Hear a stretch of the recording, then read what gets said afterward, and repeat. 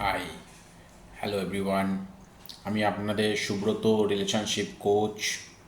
আজকে আরেকটা নতুন ভিডিওতে নতুন টপিক নিয়ে। আজকে টপিক হলো why communication fails in relationship. Why communication fails in relationship.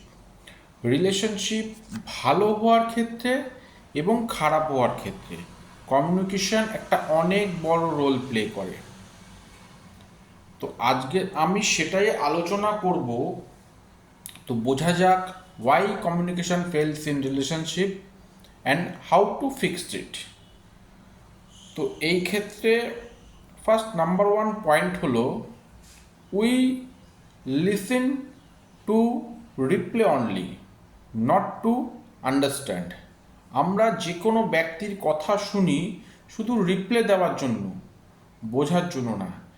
Maximum মানুষ যখন কথা বলে কোনো ব্যক্তির সাথে কিংবা তার পার্টনারের সাথে, তখন তার অর্ধেক কথা শেষ হওয়ার আগে সে একটা রিপ্লে রেডি করে দিয়ে দেয়। আওয়ার ইন্টেনশন কি হয়? Our intention is win the conversation, reply on the conversation, not to understand the conversation.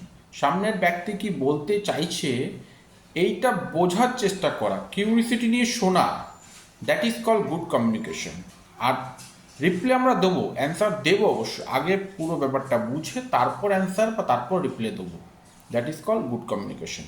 আর না শুনে যদি অর্ধেক কথা বলার মধ্যে রিপ্লে দিয়ে দিই, অ্যান্সার দিয়ে দিই, that is call bad communication at bad manners also. তো এটা হলো এক নম্বর পয়েন্ট। দু নম্বর পয়েন্ট কি? We assume instead of asking. আমরা আমাদের অ্যাজামশনের উপর বেস্ট করে মনে মনে একটা স্টোরি ক্রিয়েট করে নিই। সে ওই ব্যক্তি বা আমার পার্টনার বা সামনের ব্যক্তি আমার সম্বন্ধে কী ভাবছে, এটা ভাবছে, এটা ভাবছে না, এটা ভাবছে, এটা হচ্ছে না।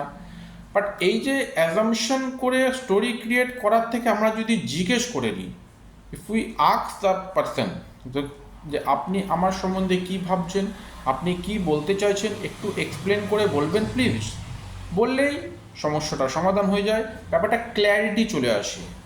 Assumption often create unnecessary conflict. Assumption often create unnecessary conflict.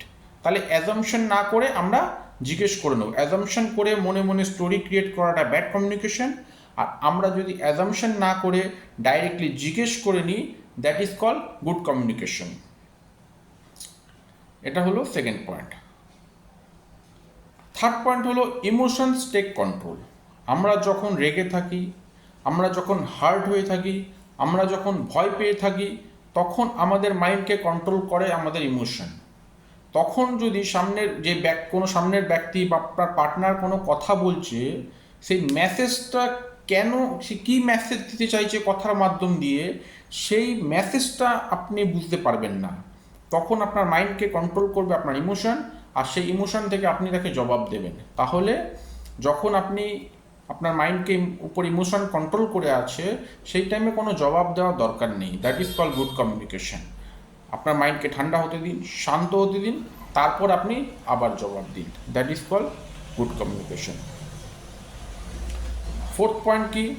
We expect mind reading. আমরা এটা এক্সপেক্ট করি যে আমাদের যে পার্টনার হবে বা আমার সামনে যে কোনো ব্যক্তি আমার মাইন্ডটাকে রিড করে নেবে। আমি কি ভাবছি, আমি কি বলতে চাইছি, এটা রিড করে নেবে। আমি বলছি না যে পার্টনার বা কোনো ব্যক্তি মাইন্ড রিড করতে পারে না, পারে, কিছু কিছু ক্ষেত্রে পারে। সেই লেভেলের আন্ডারস্ট্যান্ডিং থাকলে তখন পারে। বাট যদি আমাদের সেই লেভেলের আন্ডারস্ট্যান্ডিং না থাকে, তাহলে কি আমরা আমাদের রিলেশনশিপকে রান আপ করবো না? করতে হবে। সেই ক্ষেত্রে instead of expecting guess, we should express it clearly. তাহলে পার্টনারের থেকে আমরা যদি লাভ চাই, অ্যাপ্রিসিয়েশন চাই, সাপোর্ট চাই, বা সামনের ব্যক্তির থেকে আমরা যদি কিছু চাই, সেটা আমাদেরকে বলতে হবে, বলতে হবে।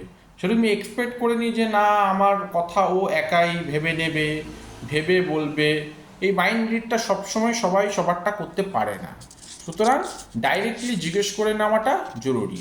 তাহলে এক্সপেক্ট করা যে আমার মাইন্ড রিড করে নেবে, that is call bad communication. But এই এক্সপেকটেশনটা সরিয়ে তার কাছে এক্সপ্রেস করা আমি কি চাইছি, that is call good communication. আরেকটা খুব ইম্পর্টেন্ট পয়েন্ট, সেটা কি, সেটা হলো we criticize instead of sharing the emotions or feelings. আমরা আমাদের ইমোশনকে এক্সপ্রেস করার থেকে বেশি ক্রিটিসাইজ করি, ডাইরেক্ট অ্যাটাক করি। তো এটা আমি একটা এক্সাম্পল দিয়ে বোঝাচ্ছি। যেরকম কোনো পার্টনার যদি তার পার্টনারকে বলে you never care about me, তাহলে আপনি আপনার পার্টনারকে একটা অ্যাটাক করলেন। আর যখনই আপনি কোনো ব্যক্তিকে অ্যাটাকিং কোনো প্রশ্ন করবেন, তখন তার মাইন্ডটা চলে যাবে ডিফেন্সিভ মুডে। আর ডিফেন্সিভ মুডে যখন চলে যাবে মাইন্ড, তখন তার থেকে রেসপন্সও সেরকম আসবে, রিপ্লাইও সেরকম আসবে। বাট আপনি যদি কথাটাকে একটু ঘুরিয়ে বলেন যে তুমি যদি আমার সাথে টাইম স্পেন্ড না করো, আমি খুব লোনলি ফিল করি, আমি আমার কথা শেয়ার করার মতন কাউকে পাই না, তাহলে এই ক্ষেত্রে আপনি কি করলেন, এই ক্ষেত্রে আপনি আপনার একটা ইমোশন, একটা ফিলিংসকে শেয়ার করলেন, that is call good communication. আর আপনি যদি ডাইরেক্ট অ্যাটাক করেন, that is call bad communication. ঠিক আছে?